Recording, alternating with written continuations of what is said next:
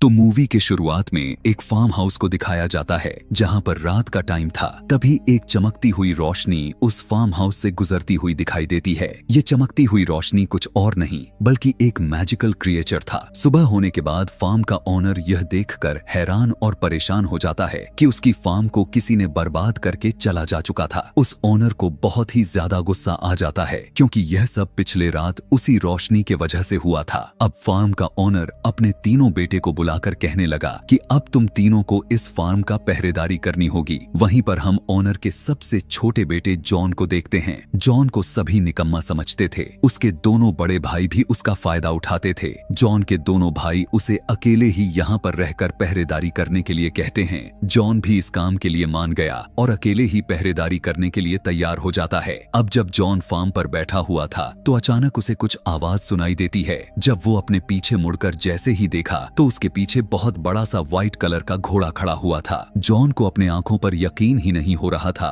कि उसने इतना बड़ा और सफेद कलर का घोड़ा देखा है। अब वो उस घोड़े को पकड़ने की कोशिश करता है। अपने हाथ में लिए रस्सी को घोड़े पर डाल देता है और वो घोड़ा तेजी से भागने लग गया। मगर तभी जॉन उस रस्सी को पकड़ लिया, जिस वजह से जॉन भी उस घोड़े के साथ आगे चला जाता है। कुछ दूर घोड़ा आगे दौड़ते हुए गया तो वो अनबैलेंस हो जाता है और किसी दलदल में गिरकर फंस जाता है। जॉन जब देखता है कि यह घोड़ा अपना जान गवा देगा, इसीलिए वो उसकी मदद करने की सोचने लग जाता है। उसको किसी तरह से वो उसे दलदल से बाहर निकाल लेता है। तभी जॉन देखता है कि उस घोड़े के आंखों में आंसू थे। यह देखकर जॉन बहुत ही बुरा फील करने लग गया था। जॉन उस घोड़े से यह प्रॉमिस करता है कि आगे से अब वो घोड़ा उनके फार्म पर नहीं आएगा। जिसके बाद वो घोड़ा जॉन को शुक्रिया कहा और वहां से चला गया। जिसके बाद जॉन भी अपने घर आ जाता है। अब जॉन को दोबारा अपने फार्म हाउस से कुछ आवाजें आती हुई सुनाई देने लग गई थी। जब यह चेक करने के लिए जाता है कि आखिर यह किसकी आवाज है तो वो वहां पर जाते ही हैरान रह गया। वहां पर फिर से दो काले घोड़े बंधे हुए थे। अब इससे पहले जॉन वहां पर कुछ समझ पाता, उसे अचानक से बोलती हुई आवाज बताती है कि यह तुम्हारे लिए एक गिफ्ट है। जॉन के पीछे मुड़कर देखने पर उसे एक छोटा सा घोड़ा नजर आता है। यह घोड़ा उसे बताता है कि मेरा नाम फॉल है। असल में फॉल उस घोड़े का बेटा है जिसकी जान जॉन ने रात के वक्त में बचाया हुआ था। फॉल जॉन को बताता है कि मेरी मदर तुमसे बहुत ही ज्यादा खुश हो चुकी हैं, इसीलिए उन्होंने तुम्हारे लिए यह गिफ्ट भेजा है। जॉन यह सुनकर काफी ज्यादा खुश हो जाता है। उसी टाइम पर जॉन के फादर उसे आवाज लगाने लग गए। जल्दी से जॉन जब बाहर आकर देखा कि उसके फादर उसके फार्म हाउस के अंदर आने वाले हैं, इसीलिए उन्हें बाहर ही रखने की कोशिश में लग जाता है ताकि वो अंदर ना आ जाएं। अब जॉन अपने फादर के चले जाने के बाद फॉल पर बैठ गया। उसके बैठते ही फॉल बहुत ही स्पीड के साथ भागने लग गया। उसकी स्पीड इतना तेज थी कि जॉन के होश ही उड़ जाते हैं। वो हैरान हो गया कि एक घोड़ा इतना तेज कैसे भाग सकता है। एक जगह पर फॉल बैठकर सिटी बजाने लग गया। फॉल के सिटी को सुनकर गोदाम में खड़े हुए दो घोड़े भी उनके पास काफी स्पीड से आ जाते हैं। जॉन यह सोचने लग गया कि इन दोनों घोड़ों को मार्केट में ले जाकर बेच आएगा। जॉन उन घोड़े को मार्केट में लेकर पहुंचा तो उन दोनों घोड़ों को देखकर लोग काफी हैरान हो जाते हैं क्योंकि किसी ने भी आज तक ऐसे शानदार घोड़े कभी नहीं देखी थी। धीरे धीरे वहां पर भीड़ इकट्ठी होने लग गई थी। काफी सारे लोग जॉन से घोड़ा खरीदने की बात भी करने लग गए, लेकिन फॉल जॉन से कहने लग गया कि वो इन दोनों घोड़ों को उस बूढ़े आदमी को बेच दें। लेकिन जॉन तो इन घोड़ों को यहाँ के किंग से ही बेचना चाहता था। किंग जब वहाँ पर प्रकट हुआ तो उसे भी जॉन के दोनों घोड़े काफी ज्यादा ही खूबसूरत लगने लग गया था। उसे पसंद आने लग गया था। लेकिन किंग का मिनिस्टर राजा से कहने लग गया कि उसको यह दोनों घोड़े चोरी के लग रहे हैं। किंग इसी बात का फायदा उठाकर बगैर पैसों के उससे छीन लेता है। जॉन जब किंग से पैसों की बात करता है तो किंग उसे बगैर जवाब दिए चला गया। ऐसा होते ही फॉल जॉन को डांटने लग गया था। वो कहने लग गया कि मैंने तुमसे पहले भी कहा था कि दोनों घोड़े को उस बूढ़े आदमी को बेच दो। खैर, अब जॉन फॉल को जब उदास हुआ देखता है तो वो दोबारा से सिटी बजाता है और वो दोनों घोड़े जॉन के पास आ जाते हैं। लेकिन उन दोनों घोड़ों के तेजी के साथ आने की वजह से किंग की बग्घी पलट जाती है, जिससे वो बहुत ही बुरी तरह से गिर जाते हैं।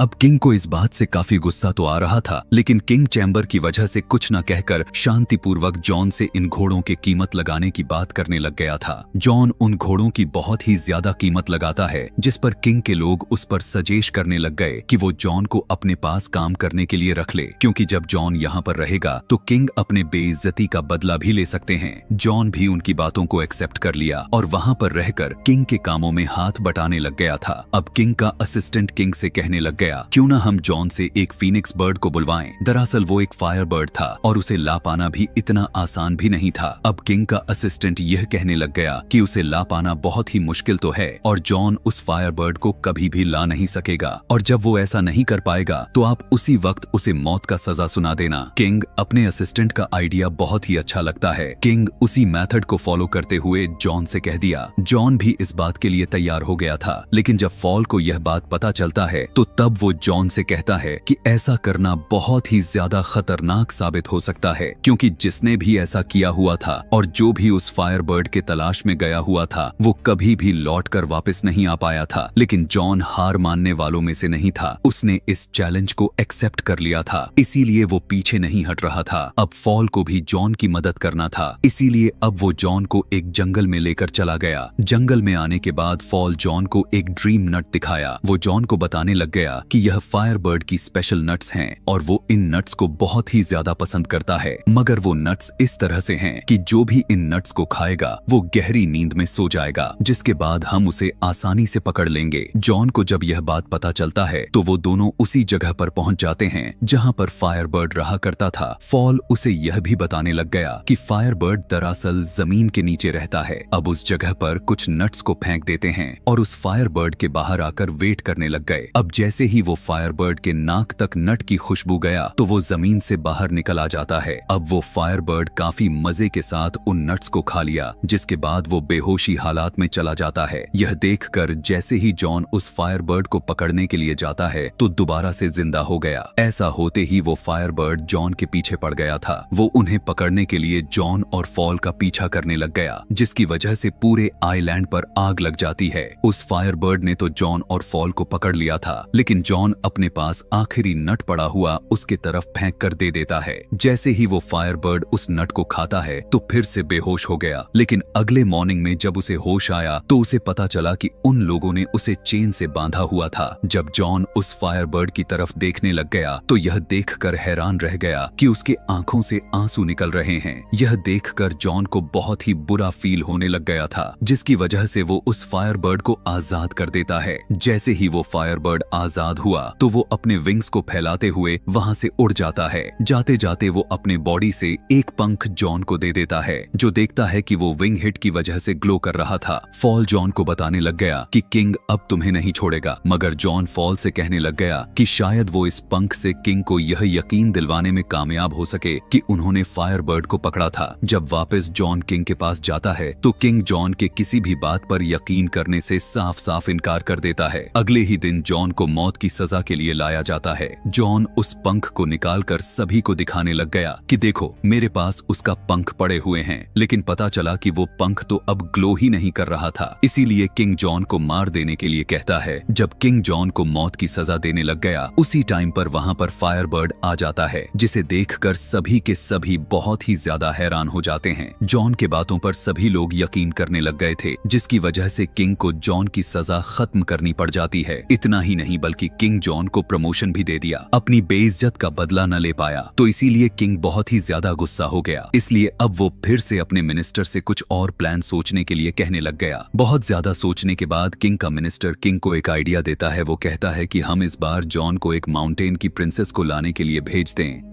वो कहने लग गया कि पहले तो जॉन इस काम पर कामयाबी हासिल नहीं कर पाएगा। अगर वो ऐसा कर लेता भी है तो इसमें आपका ही तो फायदा है। आप उस प्रिंसेस से शादी कर लेना, दोनों ही तरफ आपका ही फायदा दिख रहा है। किंग को यह आइडिया काफी ज्यादा पसंद आता है, इसीलिए वो जॉन को इस मिशन पर भेज देता है। अब जॉन भी किंग के बातों को एक्सेप्ट करते हुए उस सार माउंटेन पर पहुंच चुका था जहां पर वो प्रिंसेस रहा करती थी। जॉन और फॉल दोनों देख पाते हैं कि सार माउंटेन का रास्ता एक बहुत ही मोटी बर्फ से बना हुआ था, जिसे तोड़ पाना बहुत ही ज्यादा मुश्किल था। तभी अचानक से वहां पर फायर बर्ड का एक पंख उड़कर आता है और उस बर्फ की दीवार में लग जाता है, जिसकी वजह से वो दीवार जोर से टूटकर बिखर गया और वहां पर काफी सारे पानी का सैलाब आ जाता है। उसी पानी में फॉल बहकर नीचे गिर गया था, जो इतने ऊपर माउंटेन से गिरते गिरते एक स्नोबॉल में कन्वर्ट हो चुका था। गेट के जरिए जब जॉन कैसल के अंदर प्रवेश किया तो उसे वहां पर बहुत सारे लड़कियां दिखाई देने लग गई थीं, जो दरअसल सभी लड़कियां सो रही थीं। इतने सारे लड़कियों में से असल वाली प्रिंसेस कौन थी यह पता लगा पाना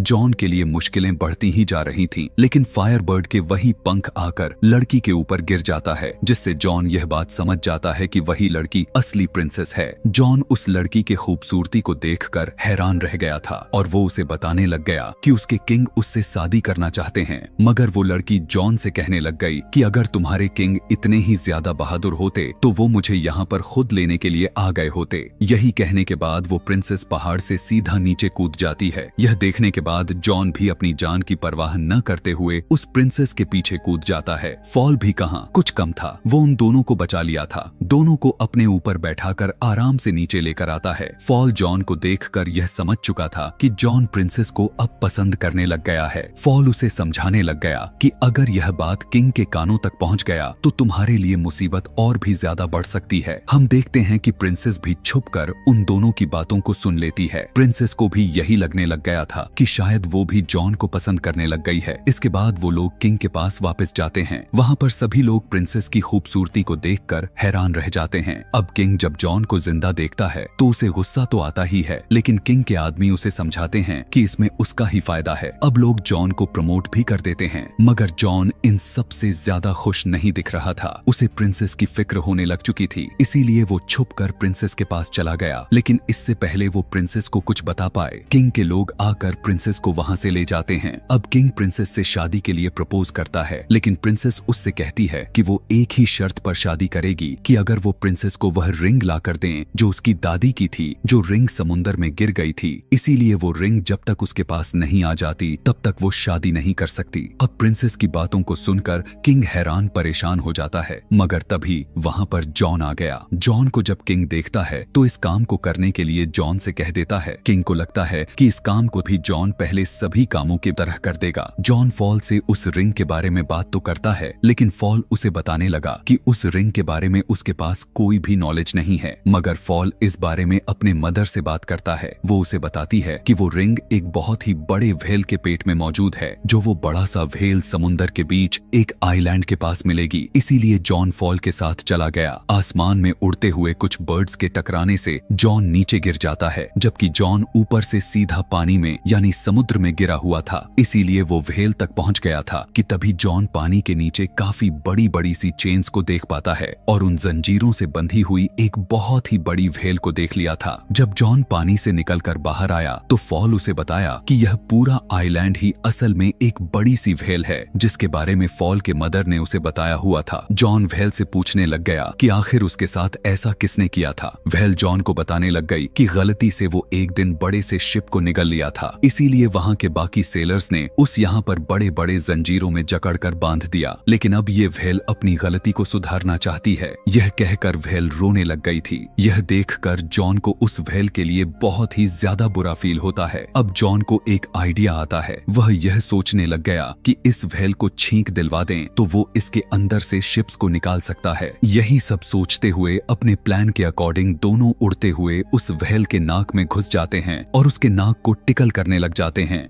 ऐसा होते ही व्हेल के नाक में खुजली जैसा कुछ होने लग गया, जो अचानक से व्हेल बहुत बड़ा छींक मारती है। उसके छींकते ही उसके पेट के अंदर से सभी के सभी शिप्स बाहर निकल आते हैं, जिसके बाद ये व्हेल उस समुंदर के अंदर दोबारा से जाने लग जाती है। व्हेल के जाने के बाद जॉन को वह रिंग याद आती है कि जिस काम के लिए आया था वो तो किया ही नहीं। इसीलिए जॉन अब उदास हो गया क्योंकि व्हेल वहाँ से जा चुकी थी। मगर तभी यहाँ पर एक क्रैप रिंग को लिए आ जाता है और वो जॉन को बताता है कि ये व्हेल उसके लिए भेजी है, क्योंकि वो इतनी बड़ी व्हेल ने जॉन के दिल के बातों को महसूस कर चुका था। इसके बाद वो रिंग को लेकर प्रिंसेस के पास चले जाते हैं, जहाँ पर उनका नजर उस फायरबर्ड पर भी जाती है जिसको किंग ने बिल्डिंग से बांध दिया हुआ था। जॉन प्रिंसेस को वो रिंग देता है। रिंग को देखकर प्रिंसेस यह समझ चुकी थी कि जॉन उसके लिए कुछ भी कर सकता है। उधर राजमहल से किंग का आदमी फॉल को देख चुका था। फॉल को बोलता हुआ जब किंग का आदमी देखता है तो उसे यह लगने लग गया कि यह एक जानवर के रूप में डेविल है, इसीलिए सभी फॉल को वहां पर पकड़ने के लिए चल देते हैं। लेकिन उसी दौरान किंग की नींद खुल चुकी थी। वो जब फॉल को प्रिंसेस के विंडो पर देखता है तो वो फौरन से गन के जरिए फॉल पर शूट कर देता है और जॉन चाहकर भी फॉल को बचा नहीं पाता। उसके बाद किंग पूरी तरह से ऐलान कर देने लग गया कि जॉन ने प्रिंसेस को किडनैप करने के जुर्म में नौकरी से निकाला जा रहा है, यहाँ तक कि उसे अब पूरी तरह से मौत की सजा सुना भी दिया जाता है। तभी प्रिंसेस फॉल से मिलकर उसे बताते हुए कहने लग गई कि उसी के आइडिया के वजह से ही जॉन और भी ज्यादा मुसीबत में फंस चुका है। यहाँ पर वो फॉल को बताती है कि उस किंग को शादी से बचने के लिए 3 अलग-अलग पॉट्स के बारे में कुछ कह चुकी है, जहाँ पर पहले वाले पॉट में उबलता हुआ पानी, दूसरे में बर्फ का पानी और तीसरे वाले पॉट में उबलता हुआ दूध होगा। उसने किंग को बताया कि ऐसा करने से वो दोबारा से जवान हो जाएंगे, लेकिन किंग ठहरा होशियार, इसीलिए उसे यहाँ पर कुछ ठीक नहीं लग रहा था। जिस पर किंग का मिनिस्टर उसे बताता है कि पहले वो इन सब चीजों को जॉन पर आजमा कर देखें। इसीलिए यहाँ पर प्रिंसेस फॉल को उस कार्यक्रम से बचने के लिए तरीका बताती है। अगर वो पहले वाले पॉट में उसके दादी की रिंग और दूसरे वाले में उस फायरबर्ड का विंग और तीसरे में लाइफ और डेथ फ्लावर डाल देते हैं तो जॉन की लाइफ बच सकती है। फॉल प्रिंसेस से उन फ्लावर्स के बारे में जब पूछा तो प्रिंसेस उसे बताती है कि वो फ्लावर्स उसे दुनिया के आखिरी कोने में मिलेंगे। यह बात सुनकर फॉल कहा कि इन सब में तो बहुत ही ज्यादा वक्त लग जाएगा, लेकिन प्रिंसेस उससे कहती है कि तुम्हारे भागने की स्पीड से इस काम को जल्दी से किया जा सकता है। अब फॉल इंजर्ड होने के बावजूद भी उस फ्लावर्स को लेने के लिए निकल पड़ा। हम देखते हैं कि अगली सुबह उन तीनों पॉट्स को भी तैयार कर दिया गया था। यहाँ पर किंग ये सोचता है कि यही सही वक्त है सबको यह बताने और उन्हें यकीन दिलाने का कि उनका राजा कितना रहमदिल इंसान है। वो सबको यह बताता है कि यह प्रोसेस असल में जॉन को दिया हुआ दूसरा मौका है, क्योंकि वो अगर इन सब में कामयाब हो गया तो वो जॉन को आजाद कर देंगे। इसके बाद वो जॉन को उस पॉट में धकेल देता है। चुपके से प्रिंसेस भी अपने रिंग को उस पॉट में डाल देती है और उस रिंग के डालते ही जॉन बिल्कुल सुरक्षित तरीके से पहले वाले पॉट से निकलकर दूसरे वाले पॉट में गिर जाता है। यह सब देखकर वो फायरबर्ड चिल्लाने लग गया था। उस फायरबर्ड के चिल्लाने की आवाज कैद हुए उसके पंख तक पहुंच चुकी थी और वो वहां से निकलकर फौरन से दूसरे वाले पॉट में गिर जाता है, जिसके बाद जॉन उस पॉट से भी निकलकर तीसरे और फाइनल वाले पॉट में आ गिरा। प्रिंसेस भी फॉल के आने का इंतजार करे ही जा रही थी। दूसरी तरफ हम देख पाते हैं कि फॉल काफी स्पीड के साथ उस फ्लावर तक पहुंच गया था, लेकिन उस फूल को तोड़ने से पहले फॉल को यह मालूम हुआ कि इस फ्लावर को जो भी तोड़ता है उसकी मौत निश्चित है। लेकिन इस बात का परवाह किए बिना ही वो उस फूल को तोड़ लेता है। राजमहल के अंदर सभी लोगों को बस यही लग रहा था कि जॉन मर चुका है और सभी लोग उदास होकर वहां से जाने लगते हैं। मगर तभी वहां पर फॉल आ गया, जो कि उस फ्लावर को जॉन वाले पॉट में गिरा देता है। कुछ टाइम गुजरते ही जॉन उस पॉट से